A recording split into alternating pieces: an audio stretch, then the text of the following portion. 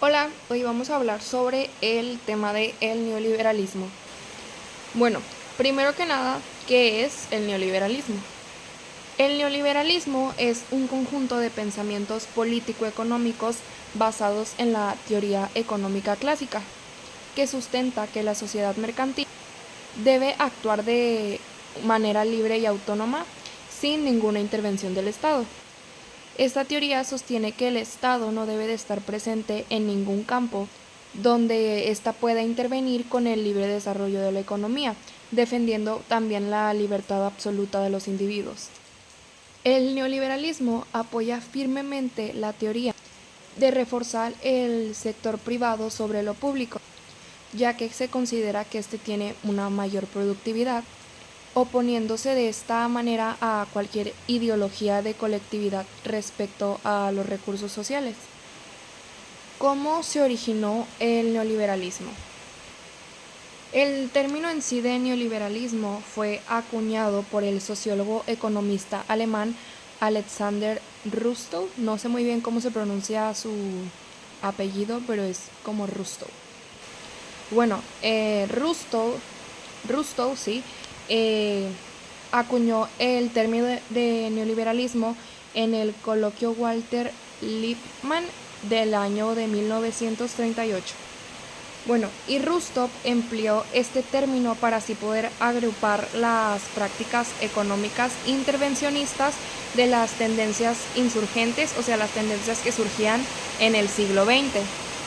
Y algunas de estas teorías pues eran el fascismo, el comunismo, el nacionalismo, el socialismo, las cuales conformaban, según su opinión, una doctrina separada del liberalismo clásico, enemiga del laissez-faire. Sin embargo, en la década de 1960, este término dejó de asociarse a la ahora llamada economía social del mercado y comenzó a designar los sistemas económicos guiados por el libre mercado, es decir, las ideas de economistas como Friedman, von Mises y Hayek.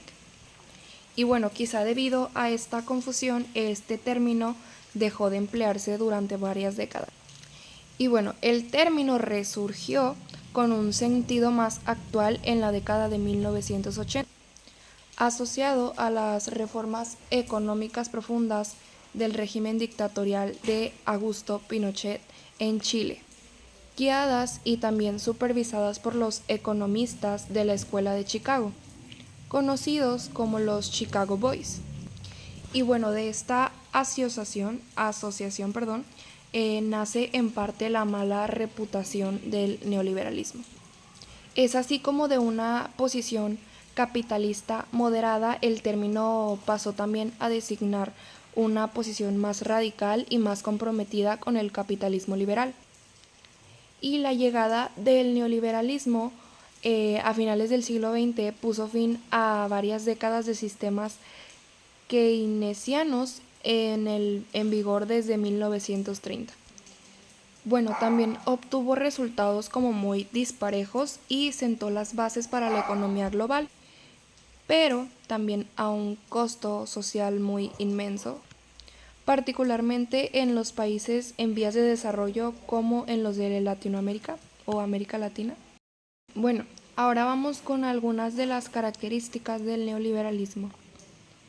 A pesar de las dificultades que existen a la hora de definir el neoliberalismo con certeza, a siglos del siglo XXI se asocia usualmente con proponer el achicamiento del gasto público y la reducción del Estado, así como la menor intromisión de éste en los asuntos del Estado, dejándole la conducción de la economía a los actores privados y del libre mercado.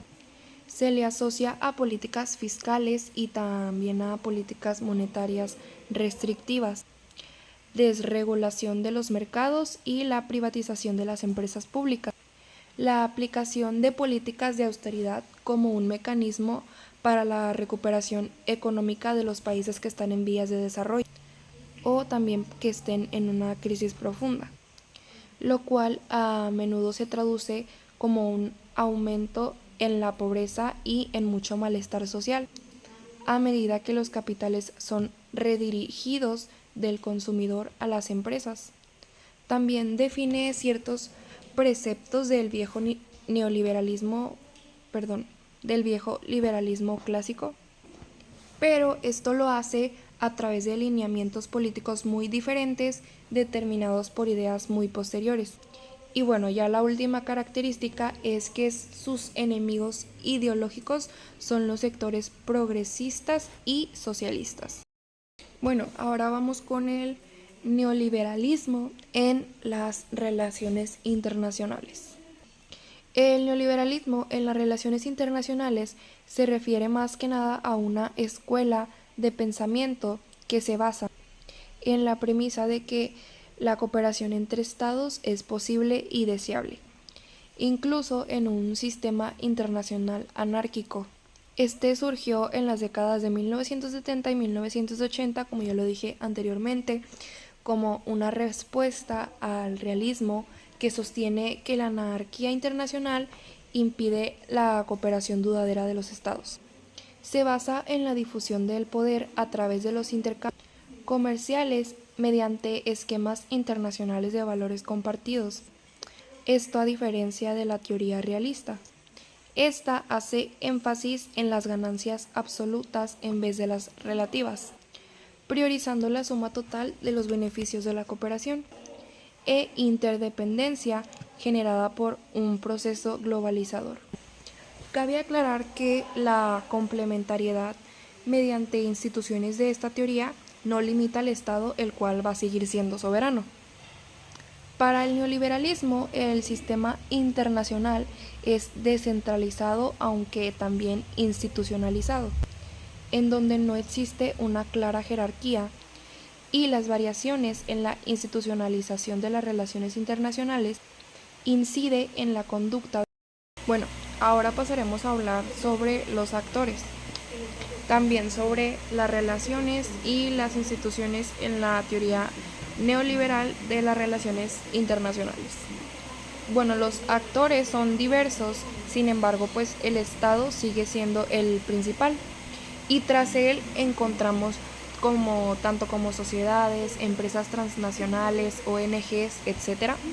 Las relaciones son tan variadas como los actores, y las relaciones económicas y comerciales predominan, aunque se extienden a diversas áreas, como las sociales, jurídicas, financieras, etc. Bueno, también el sistema de relaciones internacionales en el neoliberalismo son organizaciones intergubernamentales. Bueno, la interdependencia en el neoliberalismo implica algunas premisas como que no hay conflictos entre intereses. Esto quiere decir que los estados se relacionan en áreas de interés común y que éstas beneficien también a todos los participantes, aunque ciertamente cada uno de estos intentará obtener y hacer la mayor cantidad de beneficios en detrimento de nosotros. El orden internacional debe ser construido y administrado. No existe un orden como tal predeterminado en las relaciones internacionales, sino que se va construyendo más que nada en torno a los intereses comunes de los estados y debe ser administrado. Las relaciones internacionales no solamente se dan entre estados, sino entre todos los actores, y la cooperación en diferentes áreas afecta a otras, lo que genera conexiones complejas entre estados y sociedades. Y como señalamos anteriormente, existen múltiples actores y múltiples ámbitos en los que se pueden relacionar por medio de las instituciones reconocidas por la teoría. Y pues existen actores que son más relevantes que otros, por supuesto, en torno a las capacidades características de cada uno de ellos, pues en sus diferentes aspectos. Existe la cooperación precisamente porque pues la teoría no descarta la anarquía, que se convierte en el medio por el cual los actores buscan alcanzar sus objetivos. Bueno, vamos a hablar también un poco sobre el institucionalismo que hay en el neoliberalismo, partiendo más que nada de la premisa de que los estados son actores egoístas, racionales, que están dispuestos a cooperar solamente si los otros lo hacen, se crean y utilizan instituciones para crear condiciones y alcanzar objetivos. Por ende, las instituciones intergubernamentales tienen el rol de coordinar la cooperación. Y bueno, el neoliberalismo determina que los estados actúan también en función de sus ganancias absolutas como la suma total de todos los beneficios de la cooperación en vez de las ganancias relativas o alcanzar una posición de superioridad. Como se ha mencionado, esta teoría recalca la idea de que las potencias de conflicto se atenúan tanto por la cooperación entre los sectores y la acción.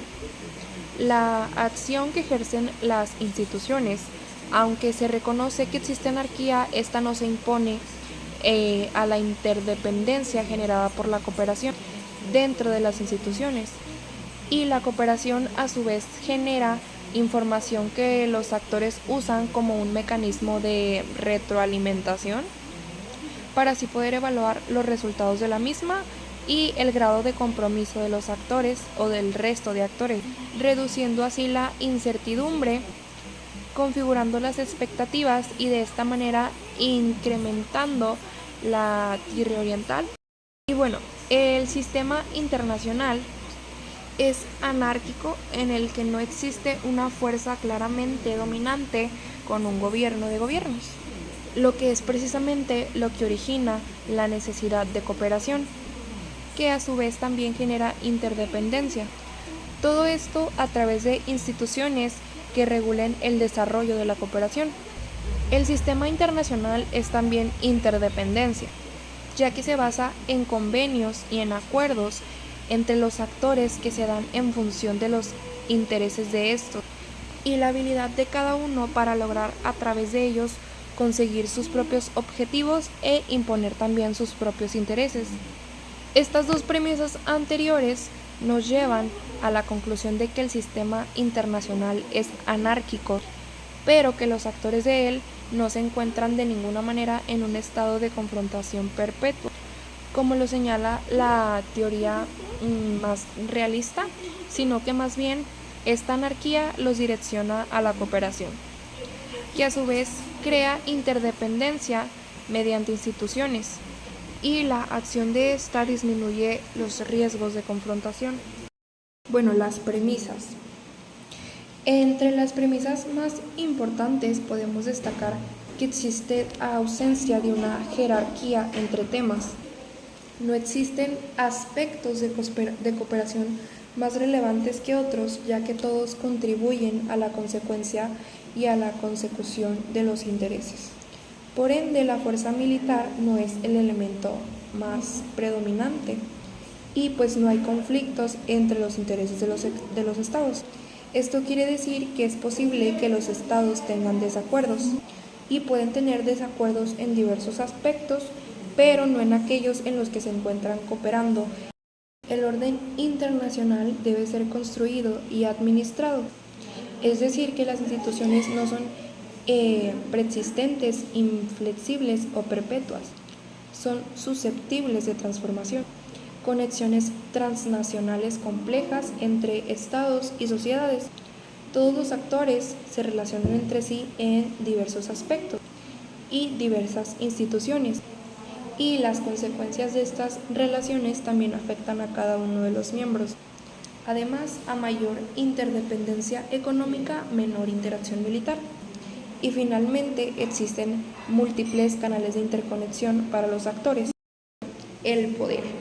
Esta teoría hace referencia al conjunto de recursos que poseen los actores y la manera en que consiguen articularlos mediante la cooperación para la consecución afectiva de logros concretos, tomando en cuenta la cantidad de actores y las diferencias particulares entre ellas. Las fortalezas en determinadas áreas proporcionan control también sobre los resultados en los acuerdos y sobre esta se plantea, es decir, como un dominio sobre los demás.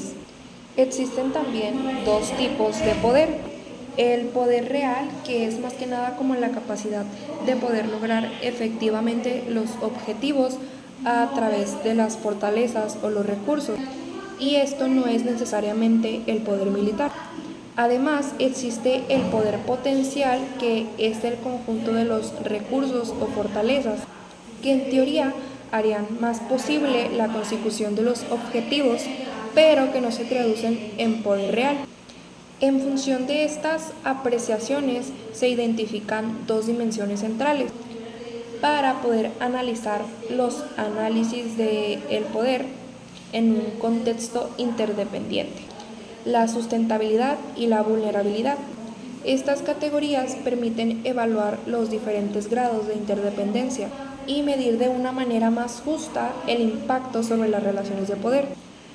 La sensibilidad se refiere a la capacidad de respuesta de los actores a los impactos mutuosos de las acciones de los otros actores, lo que se traduce como situaciones externas a la vulnerabilidad, y esta hace referencia a la capacidad para ajustarse a las nuevas situaciones con la disponibilidad relativa, y también sobre los costos de las alternativas que los actores deben encarar.